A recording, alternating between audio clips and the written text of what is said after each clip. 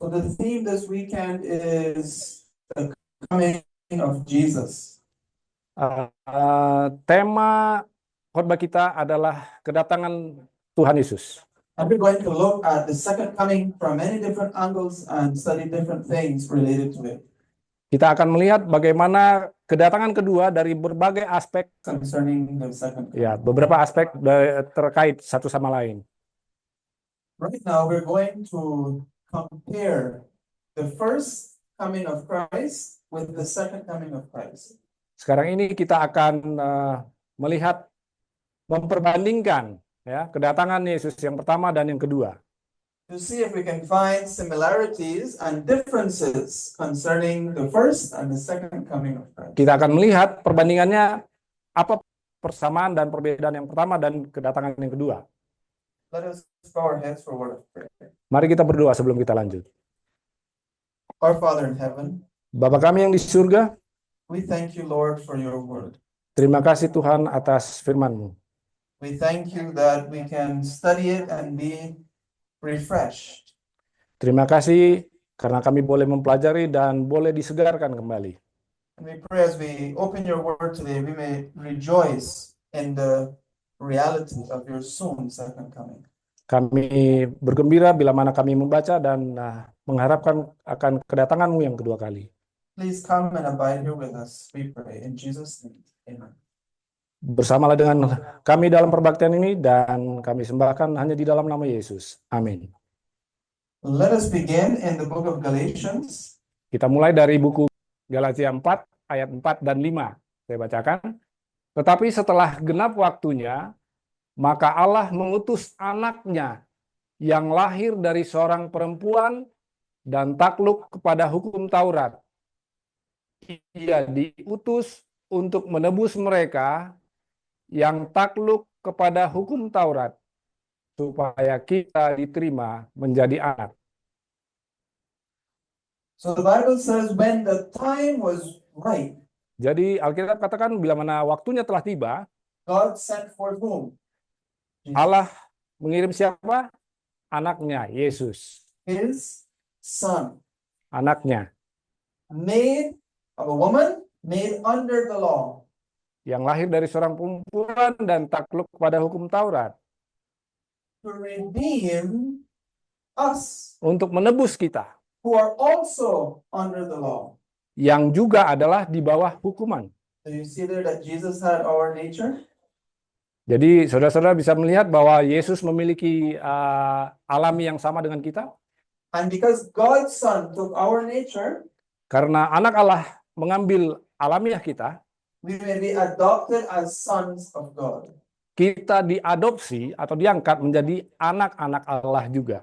The real son of God became man Anak Allah yang sesungguhnya menjadi manusia, so that man can be adopted as God's son. supaya manusia bisa diadopsi menjadi anak Allah juga. Isn't that beautiful? Bukankah itu hal yang indah? How was the world right for Jesus to come the first time? How was the world ready for Jesus to come 2,000 years ago? Bagaimana dunia siap 2000 tahun lalu ketika Yesus hadir di dunia? Let us read a quotation from the Spirit of Prophecy. Kita baca dari buku Roh Nubuat. Let's see what the condition of the world was in. Ya, kita lihat bagaimana dunia waktu itu ketika Yesus hadir di dunia 2000 tahun lalu. Saya bacakan ya, dari Desire of Ages atau bahasa Indonesianya Kerinduan Segala Zaman. Ya. Halaman 32, poin 2. Setelah genap waktunya, maka Allah mengutus anaknya. Allah telah mengarahkan pergerakan bangsa-bangsa dan gelombang dorongan serta pengaruh manusia, hingga dunia siap menyambut kedatangan Sang Pelepas. Bangsa-bangsa bersatu di bawah satu pemerintahan. Satu bahasa digunakan secara luas dan dikenal di mana-mana sebagai bahasa sastra. Dari semua negeri, orang-orang Yahudi yang tersebar berkumpul di Yerusalem untuk menghadiri perayaan tahunan.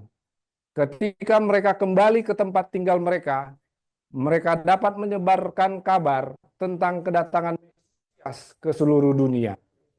Very good. So we see here that the world was ready. Jadi kita lihat di sini bahwa dunia sudah bersedia saat itu. And there are similarities today. Dan ada persamaannya dengan saat sekarang ini. Travel is easy. Ya, perjalanan kemana-mana pergi. Through technology, we can communicate to people all over the world. Melalui teknologi, kita bisa berkomunikasi dengan saudara-saudara kita di seluruh dunia, di mana saja. Language is no longer a problem. Bahasa bukan menjadi kendala lagi. I can watch a video in any language and click subtitles. Saya bisa menonton video YouTube dan klik dari bahasa mana aja dan klik judulnya untuk translation, Or I find terjemahkan. a friend who can understand Yeah. and translate. Atau saya cari teman untuk menerjemahkan. Right? And people were moving to and fro. Jadi manusia atau bergerak ke sana kemari. Do we see that the world is right in this way as well? Apakah kita melihat dunia sekarang ini seperti ini juga? Daniel tells us that people will be moving back and forth. Daniel berceritakan bahwa manusia akan pindah sana kemari.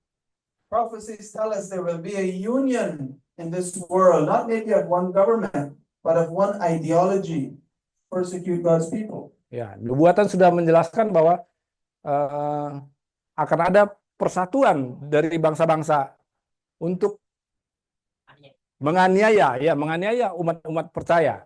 So there will be a sense of union in the world.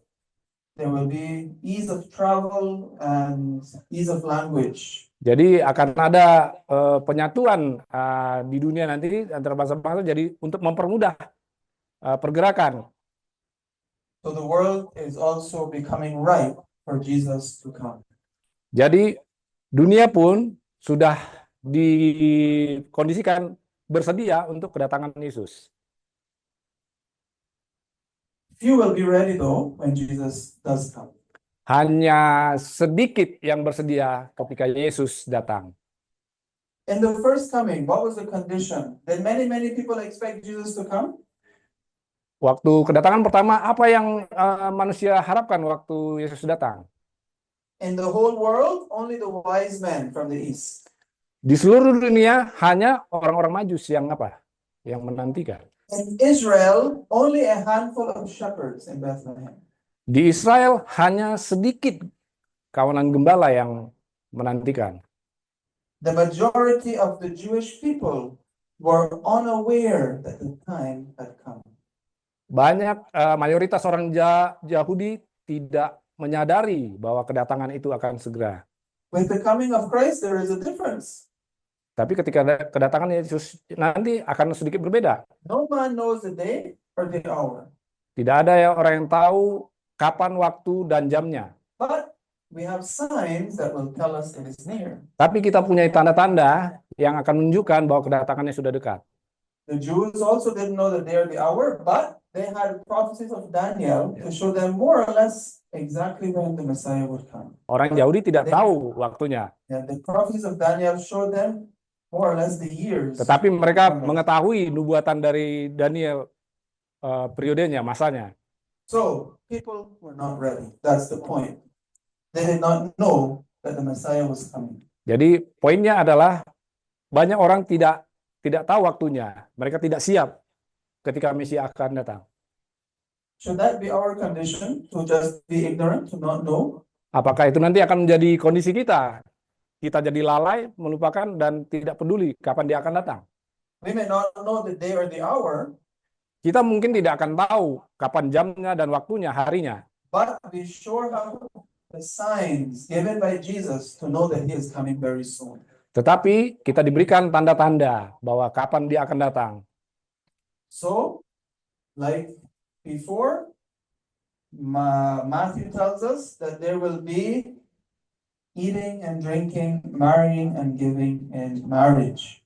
Jadi sama seperti Matius katakan bahwa akan ada seperti pada zaman dulu, orang akan makan, minum, kawin dan kawin mawin ya. So, Is there anything wrong with eating and drinking and getting married? Apakah salah makan, minum, ada kawin dan mengawinkan? But people will continue doing these things as they have always done. Jadi orang akan selalu lakukan ini karena seperti biasa dilakukan.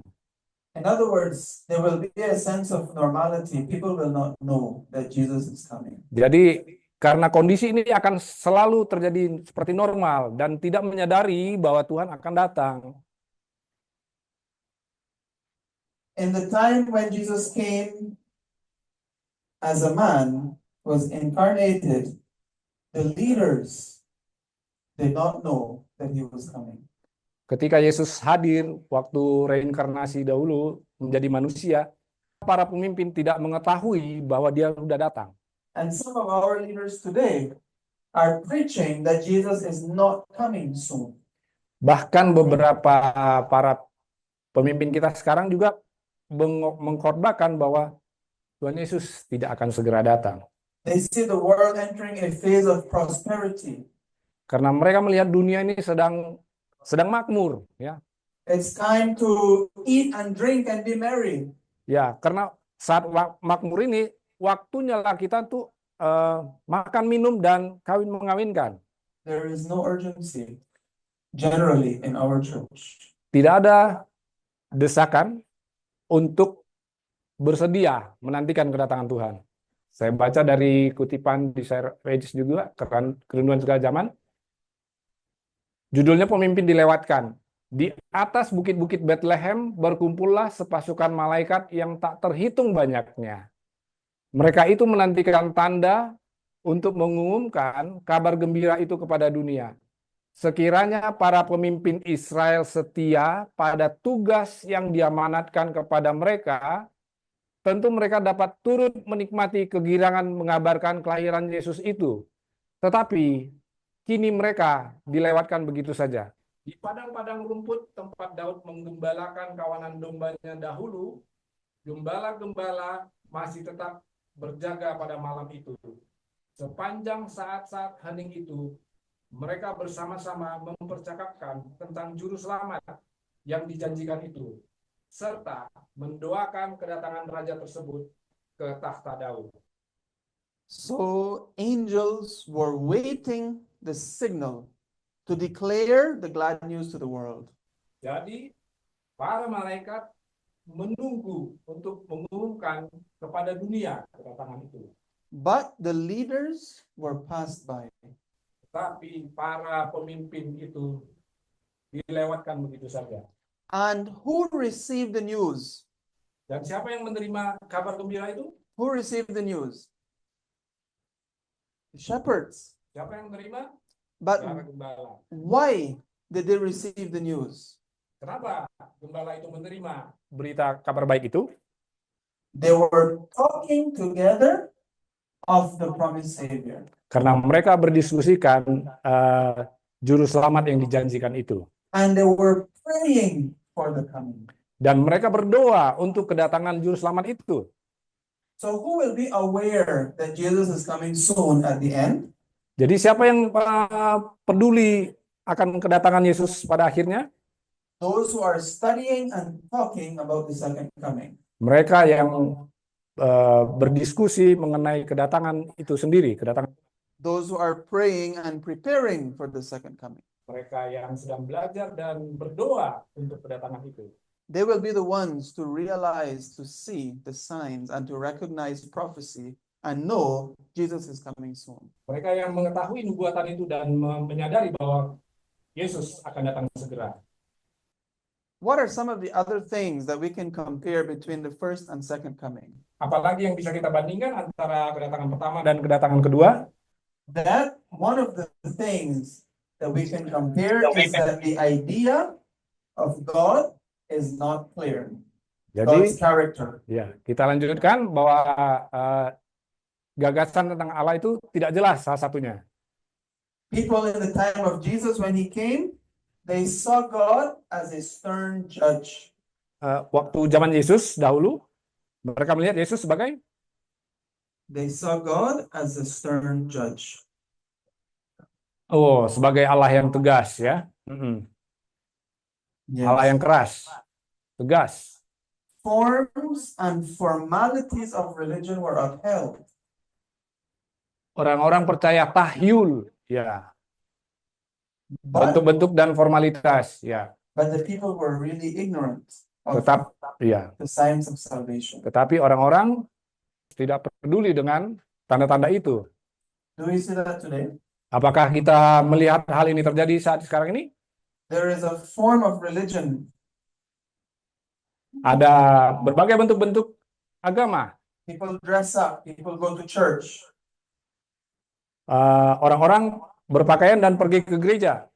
There is a ritual that we follow, Ada ritual yang kita ikutin, but truth is not preached, tetapi kebenaran tidak dikhotbahkan. especially in the general Christianity. Khususnya di kekristenan secara umum. People go to church for an experience. Orang-orang pergi ke gereja hanya untuk cari pengalaman. They go to dance, Mereka berdansa, they go to feel good, mereka merasa happy, senang, they go to meet with friends, mereka bertemu dengan teman-teman, to show off their nice clothes and big hats. mereka ya untuk pamer ya, baju yang bagus, topi yang bagus dan lainnya. There is a form of religion. Itulah bentuk-bentuk keagamaan. But you ask someone, what is the truth about state of the dead? They don't know. Tetapi ketika kita tanyakan apa kondisi orang mati, mereka tidak tahu. Or many other Bible topics. Atau beberapa topik Alkitab lainnya. This form of religion does not produce true spirituality. Bentuk-bentuk dan formalitas agama ini tidak membentuk kerohanian yang benar.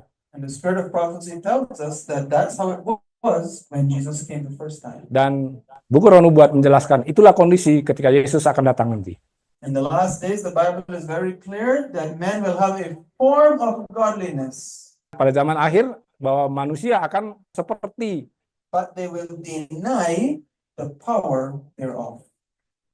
akan ada masanya bahwa pada hari terakhir manusia akan memiliki kesalehan lahiriah, tetapi mengingkari kuasanya. So we want to answer the question today. What is the power of godliness? Pertanyaan bagi kita, What is the power of godliness? apa itu kuasa kesalehan itu?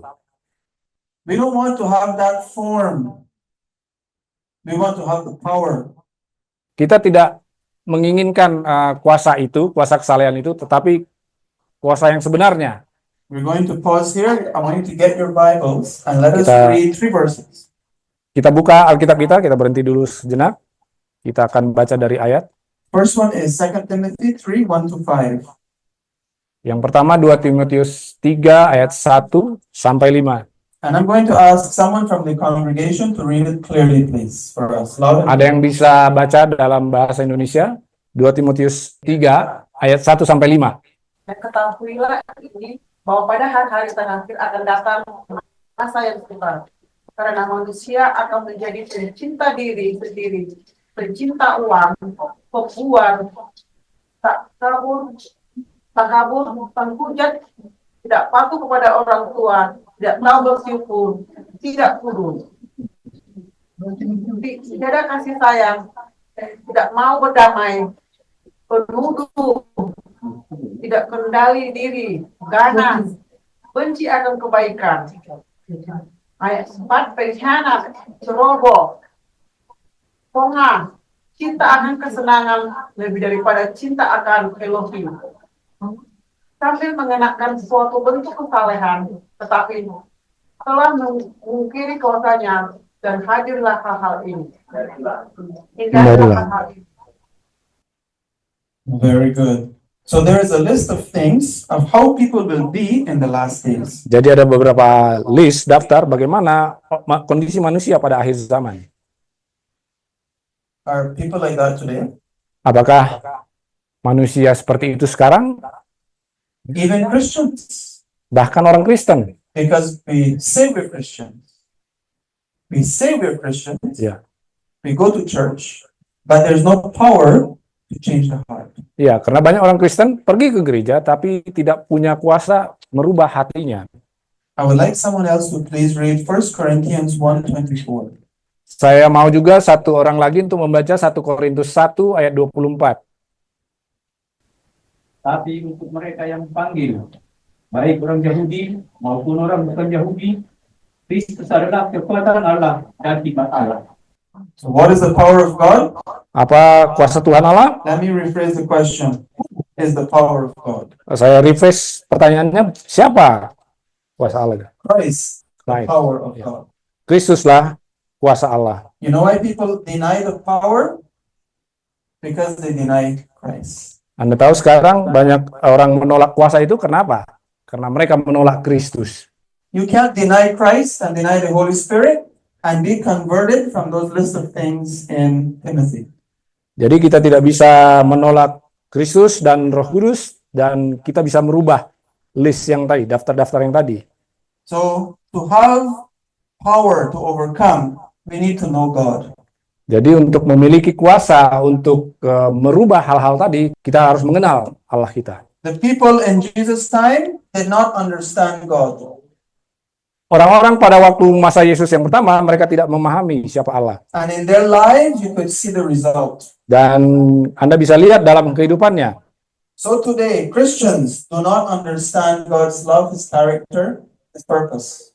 Jadi sekarang pun orang Kristen tidak memahami karakter Tuhan dan tujuannya, maksudnya. So we see in their life, no power. Kita lihat dalam hidupnya tidak ada kuasa. What we need is Christ, the power of God. Yang kita butuhkan adalah Kristus, kuasa Allah. Let us read Colossians 1:27. Kolose 1 ayat 27, boleh yang lain membacakan juga. Pada mereka Allah mau memberitahukan betapa kaya dan mulianya rahasia itu di antara bangsa-bangsa lain, yaitu Kristus ada di tengah-tengah kamu. Kristus yang adalah pengharapan akan kemuliaan. What is this power that converts us? Apa kuasa ini yang merubah kita? Christ in you, the hope of glory. Kristus di dalam kita yang adalah kemuliaan dan kemenangan. So in the last days, Timothy tells us this will be the condition of the world. Jadi pada zaman akhir, Timotius katakan bahwa inilah daftar kondisi manusia pada zaman akhir. They say they are Christians, but they do not live like Christians. Mereka katakan, mereka mengaku mereka Kristen, tapi mereka tidak mengetahui siapa Yesus. They do not have the power to overcome. Mereka tidak memiliki kuasa untuk mengalahkan itu. 1 Corinthians 1:24 tells us Jesus is the power. 1 Korintus 1 ayat 24 mengatakan bahwa Yesus adalah kuasa itu. And Colossians 1:27 says Jesus needs to be in you so that you can have the power. Dan di Kolose 1 ayat 27 katakan bahwa Yesus harus ada di dalam kita untuk mendapatkan kuasa itu. So when we understand God Jadi bila mana kita memahami Allah, loves us, Dia mencintai kita, Dia mengasihi kita, He sent His Son, Dia serahkan anaknya yang tunggal, and we understand that we need Christ living within us, dan kita memahami bahwa kita memiliki Kristus dalam hidup kita. and we understand that biblically, Dan kita memahami itu secara Alkitab, then there is power. maka kita memiliki kuasa. Let us continue. What is another sign that was in the time when Jesus came the first time? Kita lanjut lagi, apa yang perbedaan ketika Yesus datang. This is something that was happening back then, that is happening today at an alarming rate. Ini yang terjadi pada waktu yang lalu dan akan terjadi sekarang ini dan memberikan tanda-tanda bagi kita. Read this one for me, please, brother. Oke. Dari Kerinduan Segala Zaman 36:3, anak Allah yang memandang dunia ini melihat penderitaan dan kemelaratan. Dengan kasihan ia melihat bagaimana manusia telah menjadi korban kebengisan setan. Ia memandang dengan belas kasihan atas orang-orang yang sedang terjatuh, dibunuh, dan hilang. Mereka sudah memilih seorang penguasa yang mengikatkan mereka kepada keretanya sebagai tawanan. Dalam keadaan bingung serta tertipu, mereka bergerak maju dalam barisan yang diliputi suasana yang suram menuju kebinasaan yang kekal, menuju maut yang dalamnya tidak ada harapan akan kehidupan, menuju malam di mana tidak lagi datang. Agen-agen setan dipersatukan dengan manusia. Tubuh manusia yang dijadikan bagi tempat kediaman Allah sudah menjadi tempat kediaman roh-roh jahat. Panca indera, urat syaraf, hawa nafsu, anggota-anggota tubuh manusia dikerahkan oleh alat-alat gaib dalam pemanjaan nafsu yang paling hina. Meterai roh-roh jahat sendiri telah dibubuhkan atas wajah manusia. Wajah manusia membayangkan roman muka bala tentara iblis yang sudah merasuki mereka itu. Demikianlah pemandangan yang dilihat oleh penebus dunia ini. Betapa dahsyatnya pemandangan itu untuk dilihat oleh kemurnian tak terbatas. So in this time, Satan had taken control. Jadi pada saat ini, bahwa setan adalah pengendali segala sesuatunya. Will the Spirit of God be withdrawn once again in the last days? Bahwa roh Tuhan akan ditarik pada akhir zaman. In other words, this will be also a sign in the end that Jesus is coming soon. Dan ini juga adalah tanda-tanda bahwa Tuhan Yesus akan datang segera. Demons will take over control of humans. Jiwa kerasukan setan akan mengontrol manusia. Listen to what we read in Great Controversy 608. Kita akan baca dari Kemenangan Akhir. Oke, roh akan ditarik. Saya akan baca ya. Kemenangan Akhir 608.1. Karena para pembela kebenaran menolak menghormati hari Sabat hari Minggu, sebagian dari mereka akan dijebluskan ke penjara. Sebagian akan diasingkan. Sebagian akan diperlakukan sebagai budak. Bagi hikmat manusia, semua ini sekarang tampaknya mustahil. Tetapi, karena roh Allah yang menahan akan ditarik dari manusia, dan mereka akan berada di bawah kendali setan, yang membenci perintah-perintah ilahi. Akan terjadi perkembangan-perkembangan yang aneh. Hati bisa menjadi sangat kejam ketika rasa takut dan kasih Allah disingkirkan. So there is coming a time, and I think it's going to soon happen, when the Holy Spirit will withdraw from the earth. Jadi akan datang segera, nggak lama lagi bahwa Roh Kristus, Roh Kudus akan ditarik dari dunia. And people will be brought under the control of Satan, just like when Jesus came the first time. Jadi ketika itu ditarik, maka semua dibawa kendali setan, sama seperti kedatangan Yesus yang pertama. You remember Jesus and his ministry, he was taking out lots of demons from people all the time. Ya, kita ingat waktu Yesus di dunia, dia banyak menyembuhkan orang-orang yang kerasukan setan. Another quote we have here, from Heaven with Love, 311. Let's see what is Satan's purpose. Kita akan baca apa tujuan setannya. Itu judulnya roh akan ditarik ya. Ketika roh Allah ditarik dari bumi, kuasa setan akan semakin nyata. Pengetahuan yang dimilikinya melalui hubungan dengan Allah sebagai kerub yang melindungi, kini akan digunakannya untuk menundukkan rakyatnya yang jatuh dari kedudukan mereka yang tinggi. Ia akan menggunakan setiap kekuatan kecerdasannya yang agung untuk menyalahartikan Allah dan untuk memicu pemberontakan terhadap Yesus Kristus, Panglima Surga. So, as the Spirit of God is withdrawn, what will Satan do? Jadi ketika Roh Kudus ditarik dari dunia ini, apa yang setan akan lakukan? He's going to misrepresent God. Dia akan menjadi perwakilan Tuhan Allah yang salah.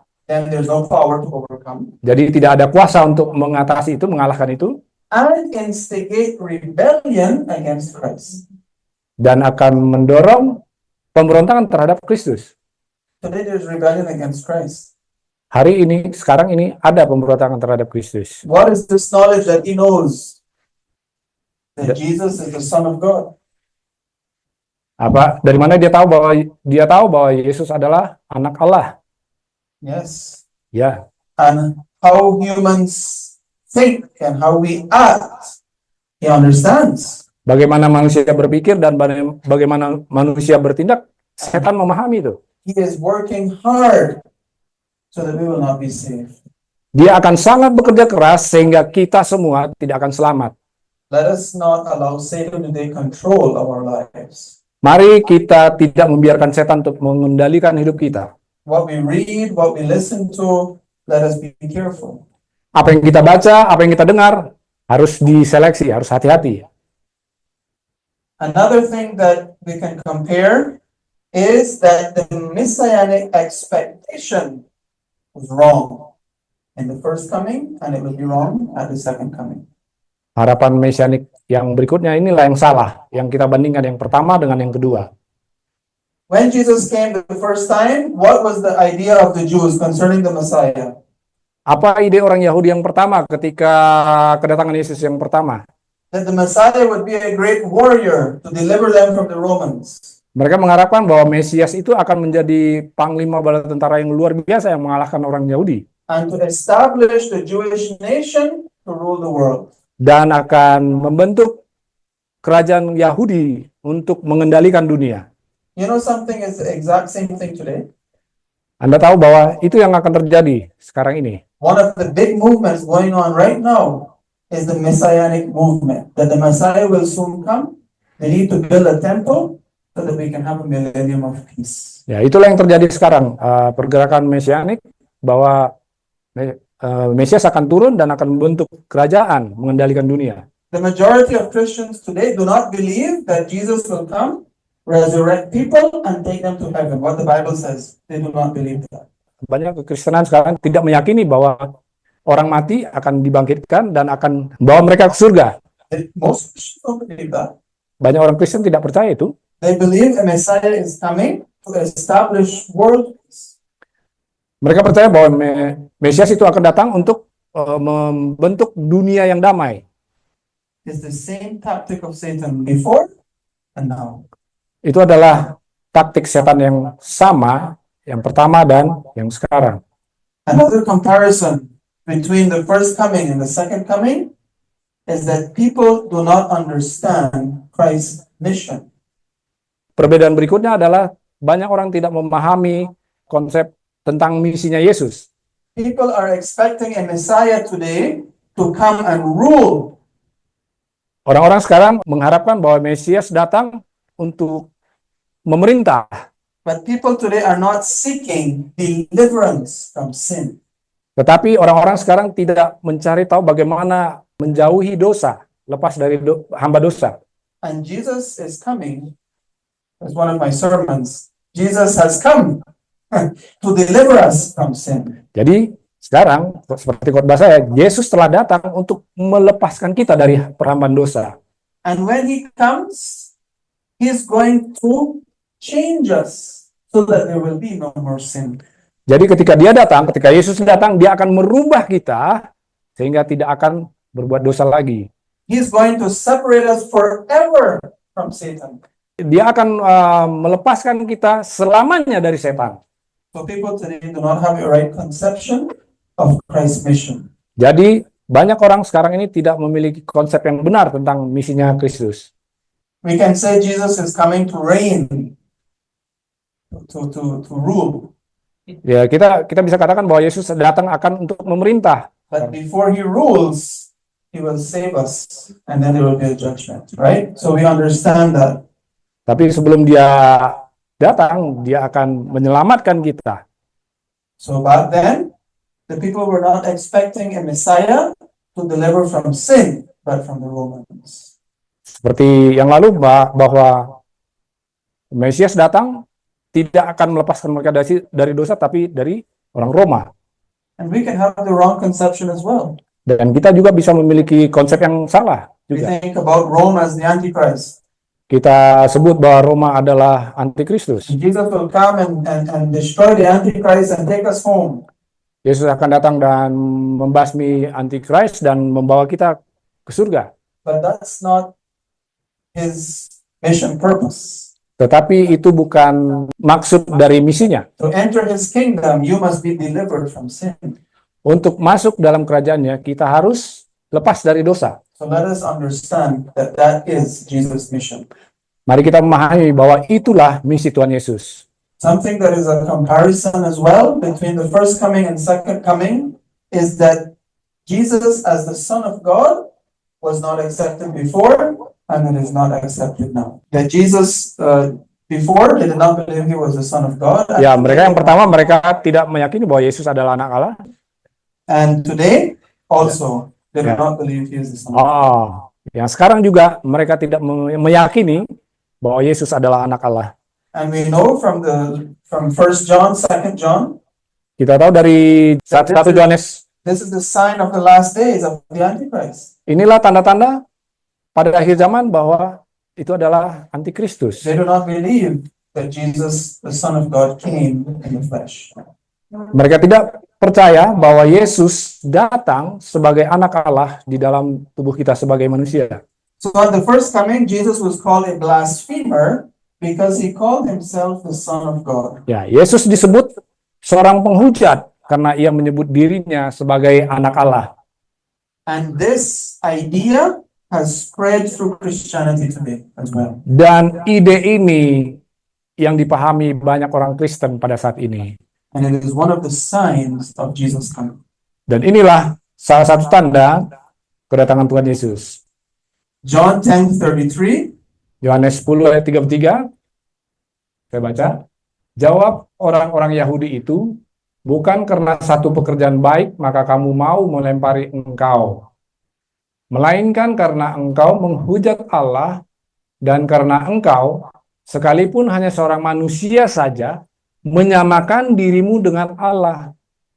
look what Desire Pages says. Because he was and avowed himself to be the Son of God, they were bent on destroying him. Selanjutnya kita baca apa komentar dari buku Roh Nubuat, Kerinduan Segala Zaman ya. Karena dia adalah dan mengakui dirinya sebagai anak Allah, mereka bertekad membinasakan dia. So he said, I am God's son, and for that they wanted to kill him. Karena Yesus katakan, saya adalah anak Allah, dan mereka, oleh karena perkataan itu, mereka mau membunuh dia. Ellen White explains that all of the Jews call themselves sons of God. Semua orang Yahudi, menurut Ellen White, mengatakan bahwa dia benarlah ada anak Allah. And if Jesus had met Son of God in the same way, they would not have had a problem. If Jesus had said, I am God's son like you are God's son, they would not have a problem. Oke, ketika Yesus katakan bahwa aku adalah anak Allah sama seperti kamu adalah anak Allah, maka itu nggak akan jadi masalah. But they understood that he meant Son of God in the highest sense. Jadi mereka salah memahami bahwa perkataan Tuhan Yesus, aku adalah anak Allah dengan posisi yang lebih tinggi. In other words, he was the real Son of God. Dengan kata lain bahwa dia adalah anak Allah sesungguhnya. And that was punishable by death for the Jews.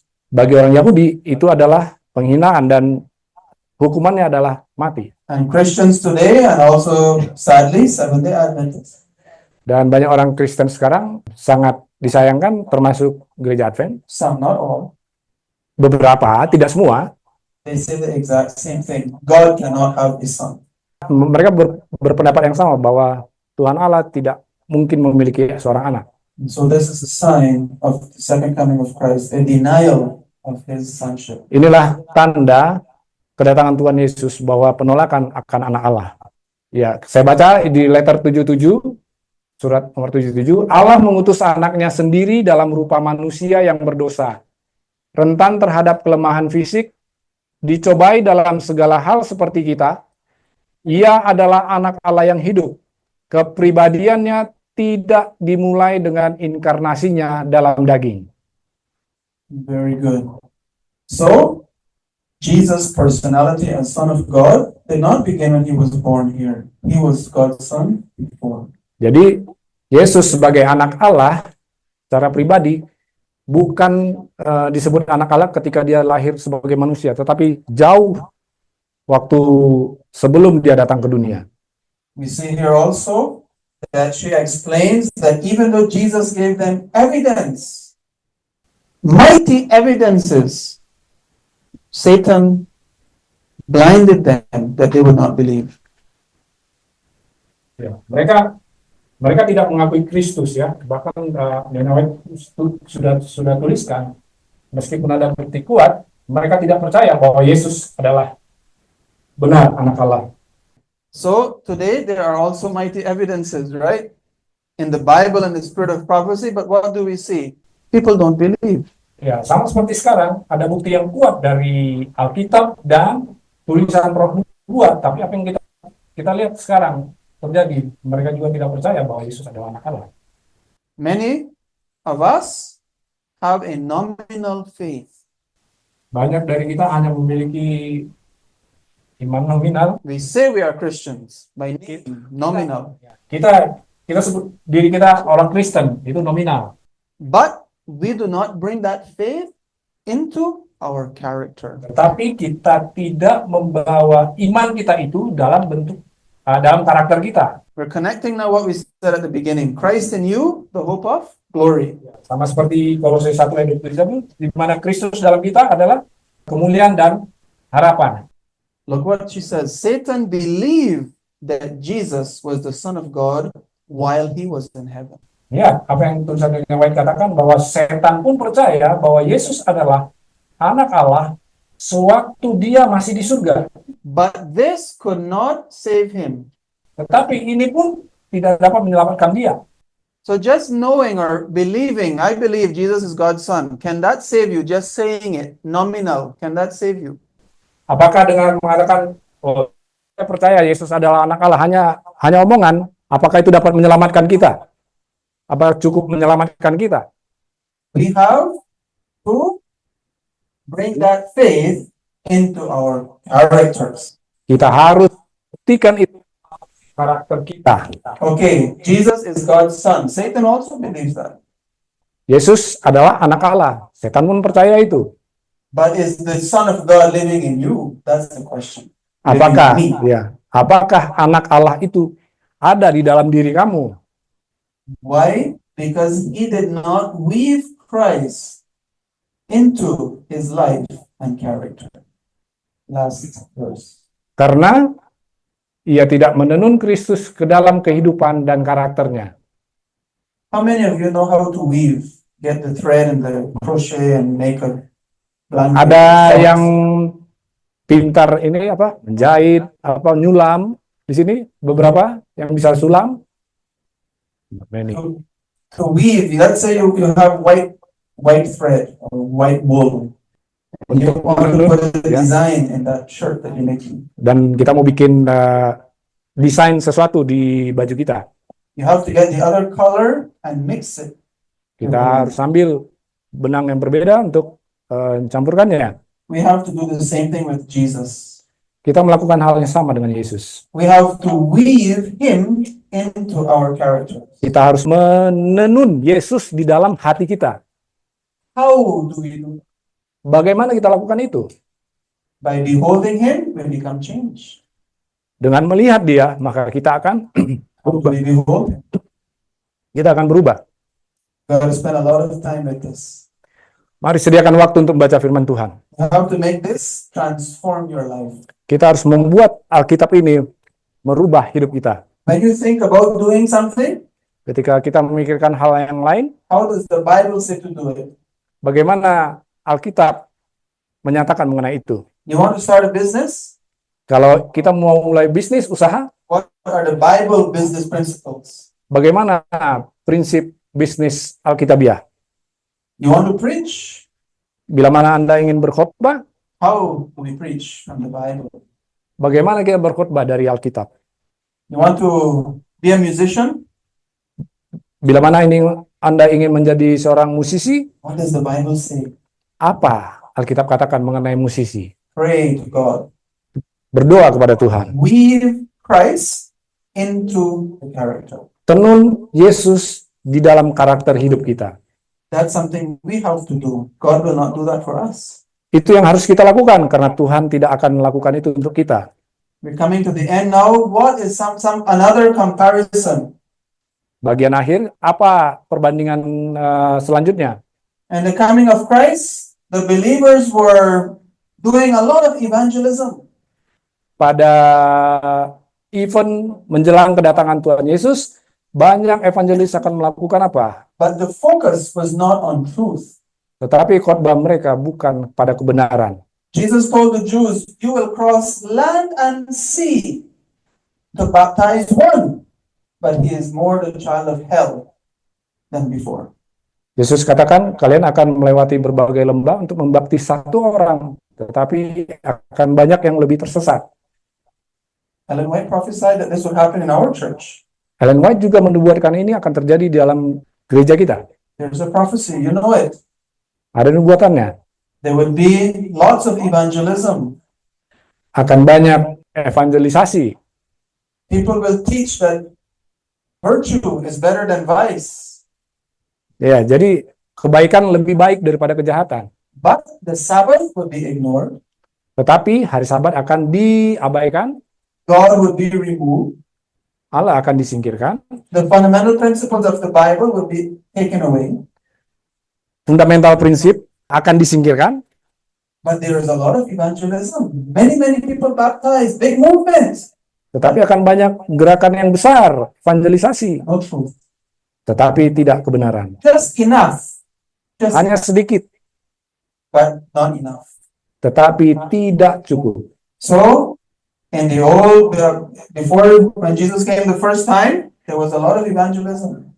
Jadi waktu yang pertama, yang dahulu, kedatangan Yesus pertama, banyak juga evangelisasi. But they were not teaching the people how to be truly godly. Tetapi mereka tidak mengajarkan manusia bagaimana supaya taat, setia.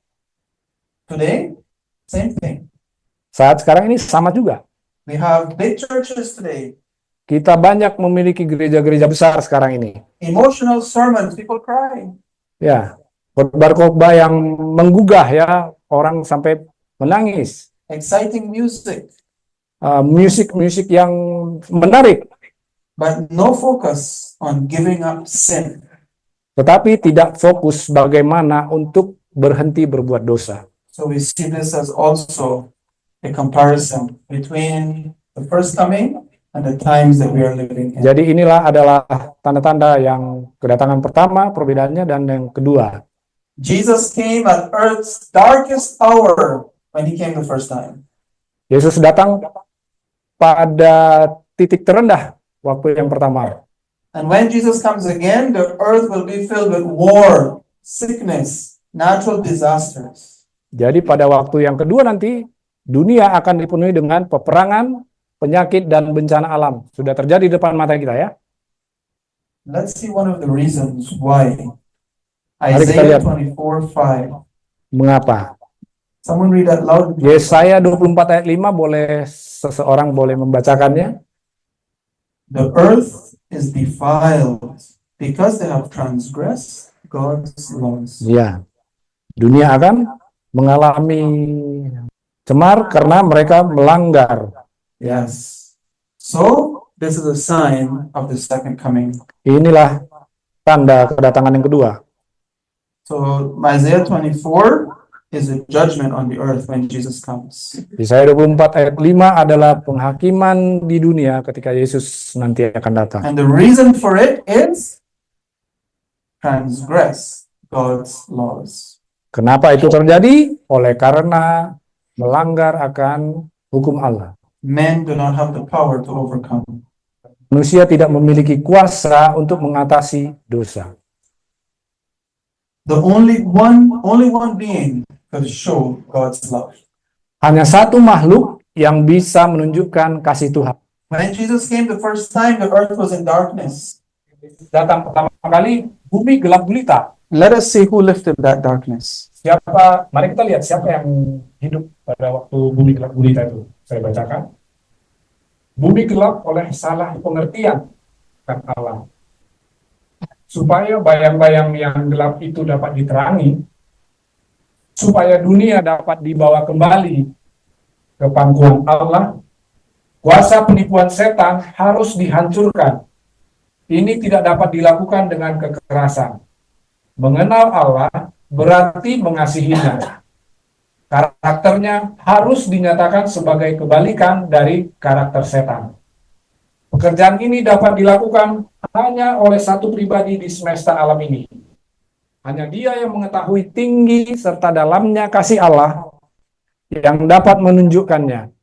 Dalam malam gelap gulita dunia ini, matahari kebenaran itu harus terbit dengan kesembuhan pada sayapnya.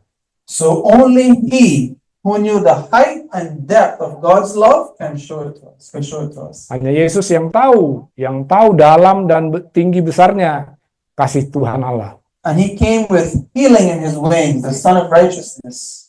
Dia datang dengan sayap penyembuhannya.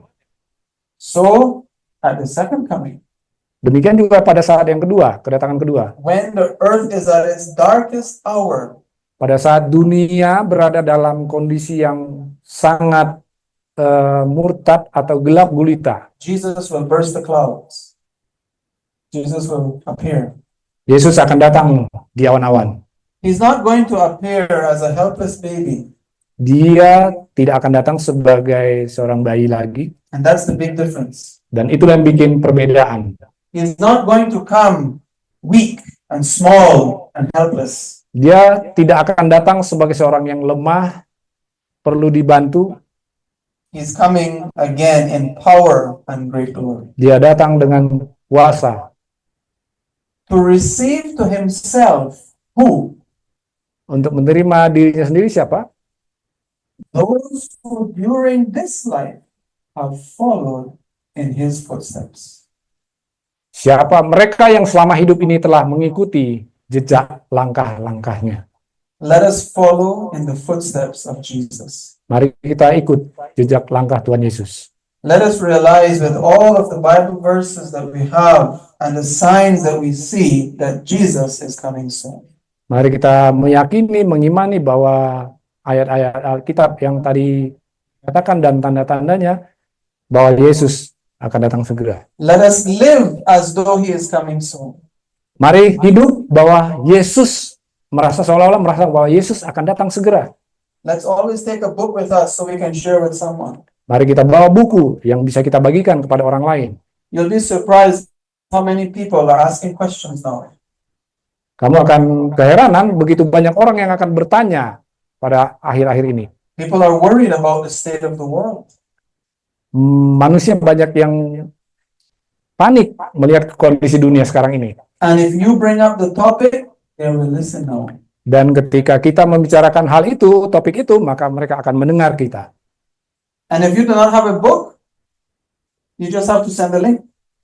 Jika kita tidak punya buku, ya nggak apa-apa, kita bisa share apa? Link.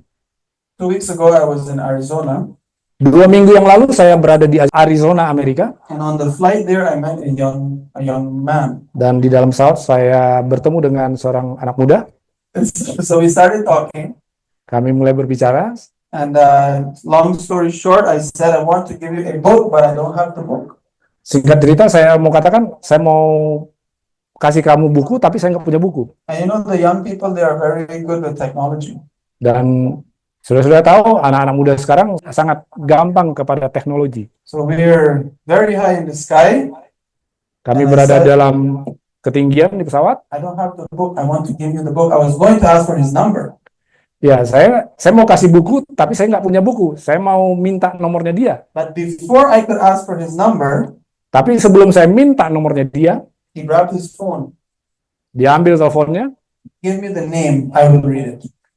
sebutkan aja judulnya, saya akan baca. Because people are interested, because the world is going down. Itulah. Karena anak muda ini tertarik, dia melihat dunia ini akan jatuh. And this is our chance to shine. Inilah kesempatan untuk kita bersinar. God bless you. Tuhan memberkati.